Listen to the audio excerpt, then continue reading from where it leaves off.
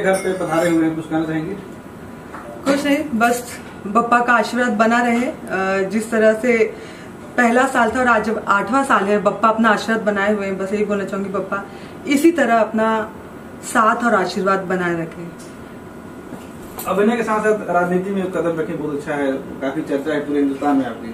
क्या कुछ एक्टिविटी बताएं? देखिए, सबसे पहले तो मैं कलाकार हूँ, कलाकार थी और अब एज अ प्रोड्यूसर आ रही हूँ भोजपुरी इंडस्ट्री में।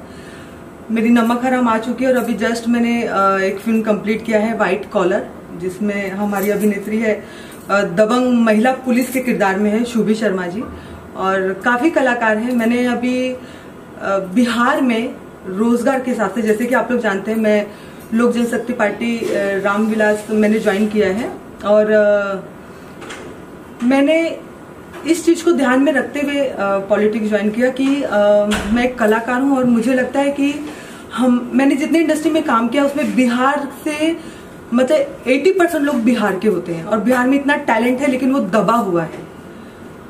तो मैं चाहती हूं कि मैं फिल्म बनाऊं तो मेरी फिल्मों में 90% लोग बिहार के हो, टेक्नीशियन हो, ताकि मैं एक रोजगार दे सकूं। मैंने अभी अनाउंसमेंट किया है कि मैं हर 2 महीने बाद एक भोजपुरी फिल्म करूंगी वहां पर, जिसमें 90% लोग हमारे बिहार के होंगे। उसमें टेक्नीशियन हो गए, ड्रेसमैन हो गए, एक्टर हो गए, जो भी, और 10% वो होंगे जिनका मतलब जो मुझे जरूरत होगा, क्योंकि अभी मैं वहां शूटिंग करने गई हूँ तो मेरा किसी से कांटेक्ट हो पाया नहीं हो पाया, तो 10% उसमें है, बाकी 90% हमारे बिहार के लोग होंगे। तो ये मैंने एक छोटा सा रोजगार का काम शुरू किया है कि हमारे लोगों को काम कैसे मिले, क्योंकि कला भरपूर है बिहार में, लेकिन बस बाहर नहीं आ पा रहा है, और इसका कारण सिर्फ और सिर्फ हमारी बिहार की सरकार है। निर्माण के साथ साथ आप उसमें अभिनय भी करेंगे? नहीं, अभी तो फिलहाल सिर्फ एज अ प्रोड्यूसर मैं काम कर रही हूँ। मुझे अभी बहुत काम करना है। मैं बता दूं आप लोगों को कि मैं हर 2 महीने बाद फिल्म करूंगी। मैंने सरकार से बोला है कि प्लीज, मैंने आवाज उठाया है कि बिहार में सब्सिडी शुरू हो, और इस शर्त पे हो कि उसमें 50% कलाकार या टेक्नीशियन या जो भी है 50% हमारे बिहार के लोग हो। बिहार में अगर आप सब्सिडी देते हैं, हिंदी फिल्म हो, गुजराती फिल्म हो, साउथ फिल्म हो या भोजपुरी फिल्म हो, कोई भी भाषा की फिल्म हो, उसमें 50% हमारे बिहार के लोग होने चाहिए। और मैंने फिल्म सिटी के लिए आवाज उठाया है। और सबसे बड़ी बात कि हमारे जितने मल्टीप्लेक्स है बिहार में, उसमें एक शो हमारा भोजपुरी का हो, ये मैंने अभी आवाज उठाई है अपनी सरकार से। काफी बॉलीवुड के जो हमारे डायरेक्टर प्रोड्यूसर वहाँ नहीं जाना चाहते कि वहाँ न कोई सुरक्षा में या होता न कोई व्यवस्था है, इस पर क्या कहना चाहेंगे? देखिए, ये सब चीजें मुझे भी नहीं मिली है। मैंने कहा ना कि सरकार की तरफ से बहुत निराश है हम लोग। मुझे भी ना कोई पुलिस प्रोटेक्शन दिया क्या, ना कोई सपोर्ट मिला। बस मुझे जितना सपोर्ट मिला है बिहार से जनता का सपोर्ट मिला है। इसीलिए मैंने सरकार से ये गुहार लगाई है कि प्लीज, अभी बिहार में जब मैं इंडस्ट्री में आई थी, मुझे याद है कि बिहार में बहुत शूटिंग हुआ करती थी और अब वो बंद होती जा रही है। आप देखिए कि यूपी और अदर अलग जगहों पर सब्सिडी शुरू हो चुकी है। तो बिहार सरकार सब्सिडी शुरू करेगी तो ये सब फायदा हमारे बिहार को मिलेगा, हमारे बिहार के कलाकारों को मिलेगा। बिहार के मुखिया सुशासन नीतीश कुमार जी ने इंडिया का गठन किया है। हाँ। केंद्र में इंडिया है, क्या कुछ लगता है बिहार की तरक्की हो सकती है इंडिया गठन के बाद? देखिए, अभी की जो सरकार है, मुझे नहीं लगता कि अगर बिहार इतना पीछे क्यों है, सिर्फ सरकार की वजह से। अब जनता जागरूक हो चुकी है, अब वो भी चाहती है कि सरकार बदले तब कुछ होगा। हम भी चाह रहे हैं सरकार बदलेगी तभी कुछ नया देखने को मिलेगा जनता को, और जनता भी जागरूक हो चुकी है। जनता चाहती है कि अब सरकार बदले तो बिहार बदलेगा। हमारा बिहार बहुत पीछे, जिसे बहुत आगे होना चाहिए था। नीतीश कुमार जी को कुछ आज गणपति बाबा से कुछ उनको कहना चाहेंगे इनके माध्यम से, जो सद्बुद्धि मिले वैसे? देखिए, मैं बस इतना ही बोलना चाहूंगी कि मैं एक कलाकार थी और मैंने बहुत कुछ देखा है बिहार में, और अब वो सब एकदम खत्म होते जा रहा है। अगर मैं अपने नजरिए से देखूं तो सिर्फ कला का क्षेत्र ही देखूं, बाकी क्षेत्र तो आप छोड़ ही दो। कला का क्षेत्र ही सिर्फ आप देखें तो वो एकदम दबते जा रहे हैं। मतलब सब्सिडी नहीं होना, फिल्म सिटी नहीं होना, मल्टीप्लेक्स में फिल्में नहीं चलाना, इससे बहुत नुकसान हो रहा है हमारे बिहार को। रोजगार, शिक्षा, स्वास्थ्य, सब चीजों में नुकसान ही नुकसान है। तो बस इतना बोलना चाहूंगी कि इन सब चीजों पे थोड़ा सा ध्यान दीजिए, और आपसे विनती करते हैं कि प्लीज हमारी मांग को पूरी की जाए। चुनाव लड़ने वाली हैं सीमा सिंह। देखिए, मेरी जो पार्टी है लोक जनशक्ति पार्टी रामविलास, मैं उनकी सिपाही हूँ। वो मुझे जो जिम्मेदारी देगी, वो लोकसभा हो या विधानसभा हो, मैं तैयार हूँ। और मेरी जनता जो चाहती है, वो लोकसभा हो या विधानसभा हो, उसके लिए मैं तैयार हूँ। पवन सिंह की भी खबरें आ रही है कि वो भी चुनाव लड़ने वाले हैं बिहार से। अच्छी बात है, अगर ऐसा होता है तो अच्छी बात है, क्योंकि बिहार के विकास में अगर लोग आगे आ रहे हैं तो इससे बड़ी खुशी की बात कुछ नहीं हो सकती है। पवन सिंह का अगर सामना हो गया एक ही सीट पर, हाँ। आप एलजेपी से, पवन सिंह बीजेपी से, हाँ। तो सीमा सिंह टक्कर दे पाएंगी पवन सिंह को? देखिए, बात टक्कर की नहीं, यहाँ बात बिहार के विकास की है। बात यहाँ चुनाव की है कि जिसकी दर्शक जिसके भक्त जब वोटर ज्यादा होंगे वो जीतेगा। सीमा सिंह को क्या लगता है कि उनको इतने चाहने वाले हैं कि पवन सिंह के खिलाफ मैदान में सीमा सिंह को जिता सकते हैं? देखिए, बात चाहने वालों की नहीं होती है, बात ये होती है कि आप कितना कहाँ क्या कर रहे हैं, ठीक है। और नो डाउट कि उनकी ऑडियंस बहुत है फिल्मों से, तो उनकी ऑडियंस अलग है, मेरी ऑडियंस अलग है।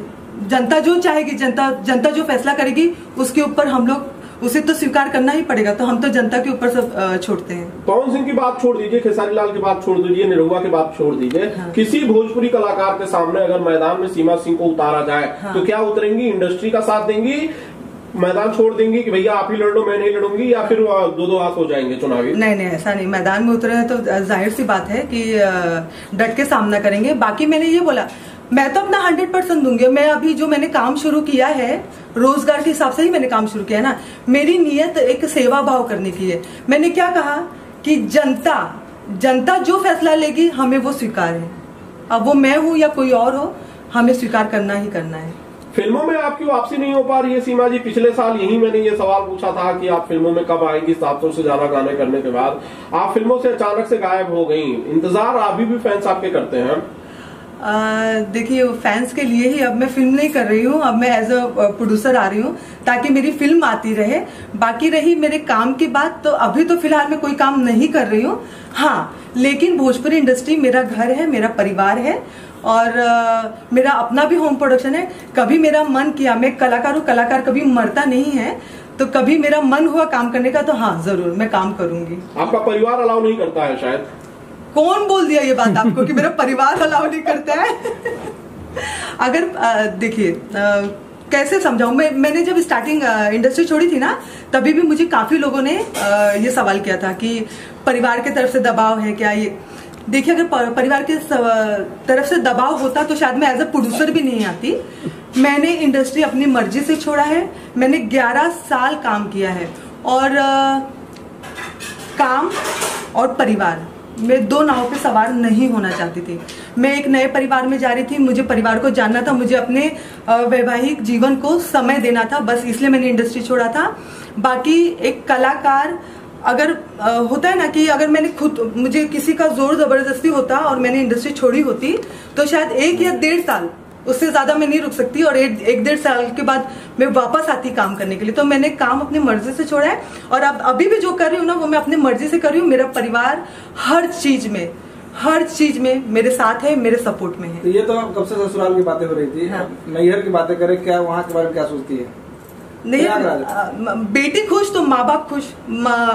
हर माँ बाप चाहता है कि शादी के बाद उसकी बेटी हमेशा खुश रहे। आप यकीन नहीं मानेंगे, मेरी मम्मी से मेरे 2-2, 3-3 महीने बाद 5-5, 10-10 मिनट के लिए सिर्फ बात होती है, उससे ज्यादा नहीं होती। सिर्फ इतना ही, हाँ बेटा खुश है, ठीक है, सब बढ़िया है। अगर मैं आज इनका शिकायत कर दूं तो शायद उल्टा मुझे सुनना पड़ता है। तो माँ बाप क्या चाहते हैं कि बेटी जहाँ भी रहे खुश रहे। आगे अगर वहाँ के बहुत सारी महिलाएं जो बेरोजगार है, हाँ। उन लोगों को सोचती हैं उनके बारे में, जो फिल्म लाइन से नहीं है, हाँ, कुछ रोजगार के लिए आपने कुछ? हाँ, मैंने अभी अनाउंसमेंट किया है, अभी मैं शुरुआत करने जा रही हूँ। जैसे घर में बैठी औरतें जो बाहर नहीं जाती, किसी भी कारणवश बाहर नहीं निकल पाती हैं, उन तक रोजगार पहुंचाने के लिए मैंने पापड़ का काम, अगरबत्ती का काम जो अभी शुरू करने जा रही हूँ, ताकि घर तक उनको रोजगार दूं और घर तक उनका मेहनताना उनके घर तक पहुंचे। कैसे संपर्क करेंगे लोग आपसे? संपर्क करना शुरू कर चुके हैं। एक्चुअली मैं सच बताऊं, मैं बहुत नसीब वाली हूँ कि मुझे इतना प्यार मिल रहा है जनता का कि मैंने सोचा नहीं था। और एक पता नहीं लोग एक उम्मीद लगा लिए शायद, इसीलिए एक के बाद एक, जैसे मैं अभी वहाँ होटल ओपन करने जा रही हूँ, रेस्टोरेंट ओपन करने जा रही हूँ, ताकि वहाँ के लोगों को वहीं पे काम मिल सके। पापड़ का काम हो गया, अगरबत्ती का हो गया, तो ये सब छोटी छोटी मेरा काम करने का साहस ना बस मेरे ये लोग पहुंचा रहे। तो मुझे सभी लोगों का बहुत सपोर्ट मिल रहा है, इसलिए शायद मैं एक के बाद एक काम करती पापड़ हम लोग को थोड़ा भेज दीजिएगा, बन जाएगा। जी जरूर। पापा से क्या मांगा इस बार आपने? पापा से कुछ नहीं मांगा। देखिए पहले बहुत मांगती थी, लालची लोग होते ना वैसे, पैसे दे दे पापा दे देना, बट एक समय आने के बाद ना आपको ऐसा लगता है कि पापा सिर्फ अपना आशीर्वाद बनाए रखे, अपना साथ बनाए रखे, उसके अलावा कुछ नहीं चाहिए, क्योंकि उनका साथ और आशीर्वाद रहेगा ना तो आप सीढ़ी चढ़ते जाओगे। मैंने जिसको साथ में भेजा तो नजर नहीं आ रहा, जरा बुलाइए। क्या है? मेरे पति परमेश्वर आइए। मेरे